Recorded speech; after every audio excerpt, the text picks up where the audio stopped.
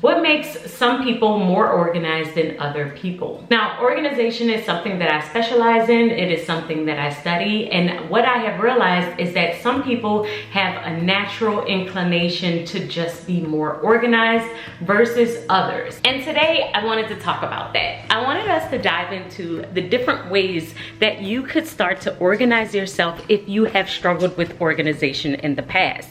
If this is something that doesn't come naturally to you, then what are some things that you could put into place that can help you to become more organized? And I'm so excited to be collabing on this particular topic with At Home with Quita. If you don't follow her channel, she is absolutely amazing. And today we have decided to collab to bring you 16 tips to help you to become a more organized person. So I'm gonna give you 8 tips in today's video, and then you're gonna head over and watch her video for the other additional 8 tips. So before we get started, let's go ahead and get some coffee.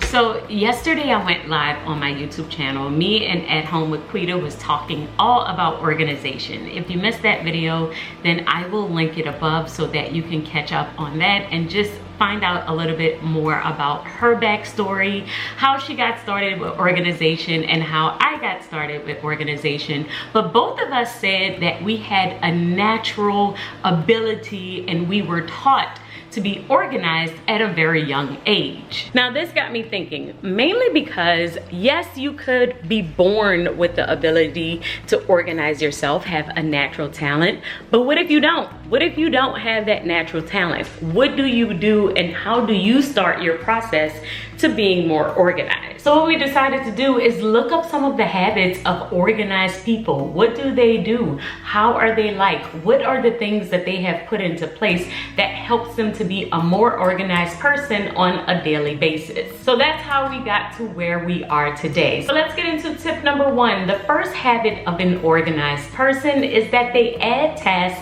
to their calendar. Most of us will wake up and write a really long to-do list, and it's a super long list that will tell us all the things that we want to do in one particular day. The difference between a really long list and an organized person list is usually they will add it to their calendar. Adding every task that you have to a specific time to your calendar is more likely going to be able to help you to actually complete that task. You'll be less likely to overbook yourself or to add too many things to your calendar, and it'll make it easier to estimate how much time this task will actually take you.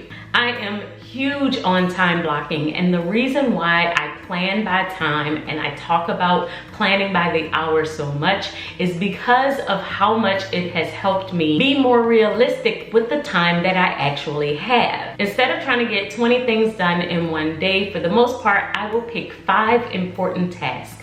5 things that I really want to do across all of my life categories. So 1 really important thing that I want to do for my home, 1 for my business, 1 for my personal life or for my family. And when the time comes for me to complete that important task, then I only needed to complete it during the hours that I have allotted for that particular space in my life. So from 9 to 5, it will all be work-related tasks, but from 6 to 8, it will be home-related tasks. And making sure that I don't haphazardly add a bunch of things to my planner that I know I'm not going to be able to complete is the best way for me to actually stay on top of the different things that I want to do. So now I can focus in on these 5 things instead of beating myself up over all of the other things that I didn't do. So whatever task you are trying to complete, make it a habit to add it to your calendar, add it to time. This will make you more likely to get it done. The second habit of organized people is that they do things right away. Now this is a concept from James Clear. If you haven't read Atomic Habits,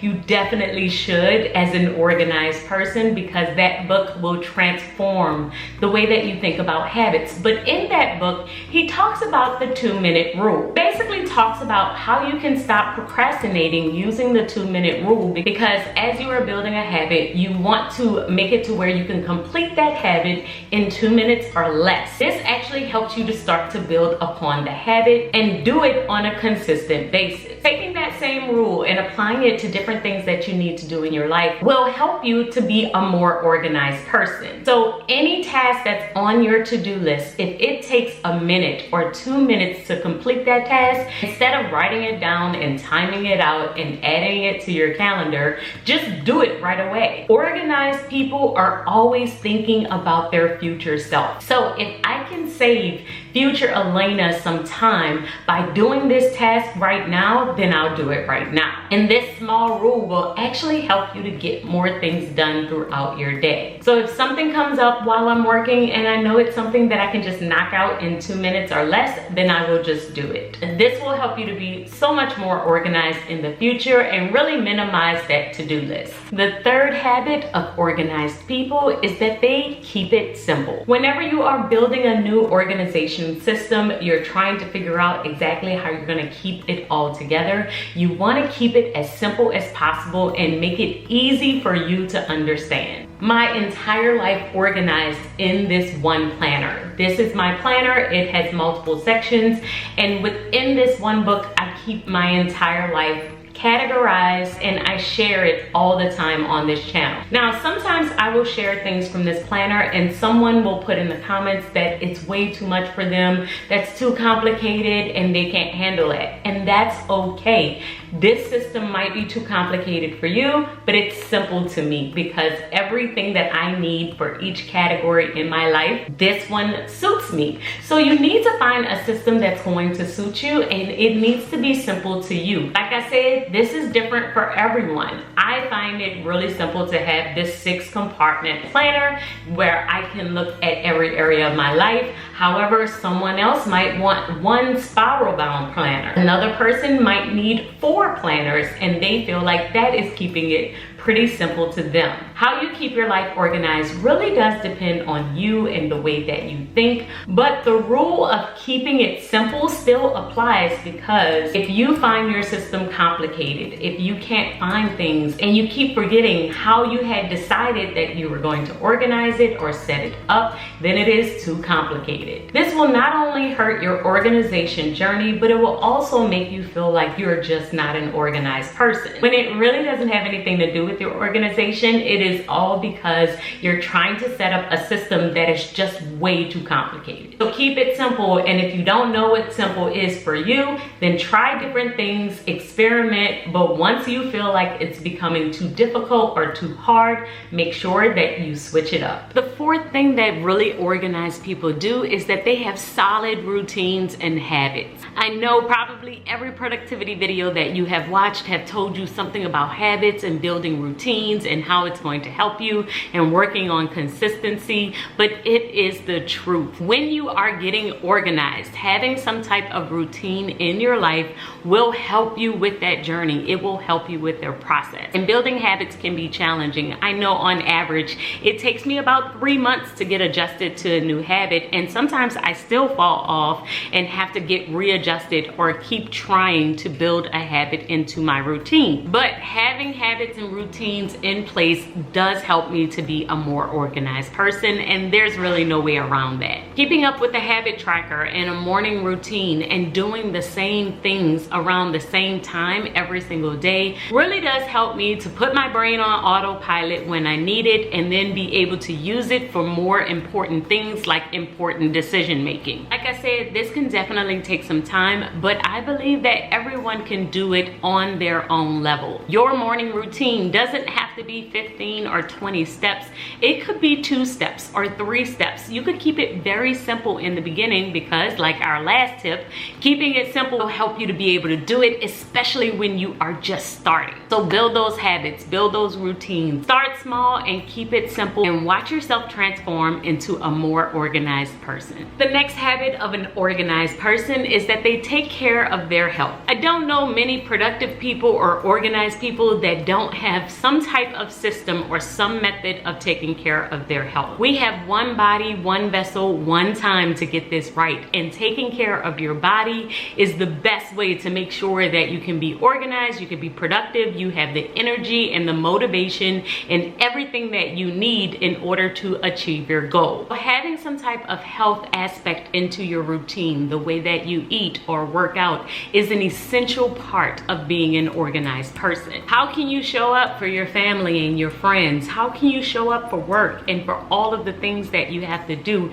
if your body is breaking down? You can't, and the average person does recognize that as a fact, but organized people make sure that they put their health at a top priority so that they're their best when they wake up and they can attack their day in a different way. When you feel good, you're able to get more done. When you feel bad, you want to lay down. There's just no way around that. So taking care of yourself is an essential part of being organized. The next habit of an organized person is they keep track of all of their projects and deadlines. Most of the big goals that we have that we want to achieve usually can't be done in one step, which is why they are usually a long-term goal. So whether it's losing 20 pounds or saving $10,000 or making your side hustle a full-time business, you have to find a way to track your progress. Tracking your progress will help you to know where you started, where you are now, and where you're trying to go. And having a system where you can keep up with those deadlines and progress is the best way for you to see how you're doing. The number one ticket to motivation is progress. So if I know it takes progress to motivate me to keep going, then I have to find a way to track my progress so that I can see that I'm actually making it. Tracking your progress, tracking your weight, tracking how much money you have saved will help you to stay motivated and stay on your journey. And it is one of the best habits that you can do as an organized person. Because organization is not a one-time thing, right? We are constantly on the road to organization. I never just arrived and become an organized person. I am constantly becoming an organized person. So since that's the case, we all need to track our progress. The next habit of organized people is that they limit distractions. And probably the number one thing of limiting distractions is putting away your phone. I feel like our phones are the number one way for us to be distracted on a consistent basis because it is constantly ringing or notifying us of a social media post or a calendar notification, an email, an app notification. There are so many different ways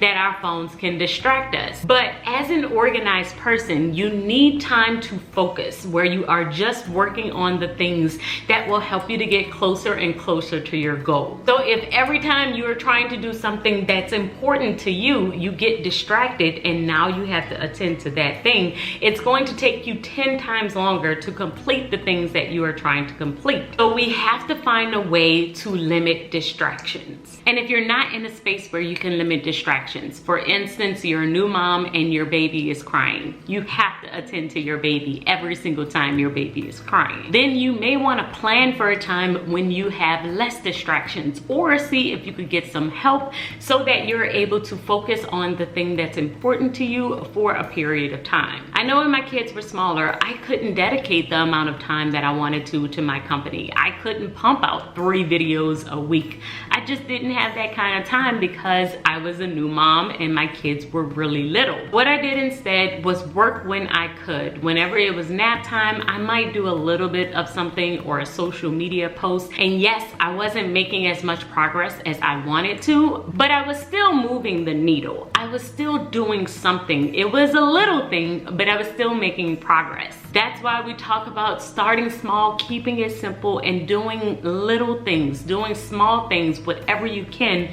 to get you closer and closer to your goal. You may not be able to do all the things that you want to do, but you can do one thing that you want to do. And limiting distractions as much as you can during that time so that you are able to make some progress is still progress. And it will help you to become a more organized person. The next habit of organized people is that they categorize and they label everything. One of the best benefits of organization is being able to turn off your brain and not have to think through so many things. If you categorize and label different areas of your life, then anytime your brain starts to think about that particular category, you have a spot or a place where you can automatically go and see where you are, track your progress in that particular area. This is why I have categorized and labeled my planner the way that I have. Each section, each label lets me know where I am in that particular area of my life. So if I'm thinking about my personal life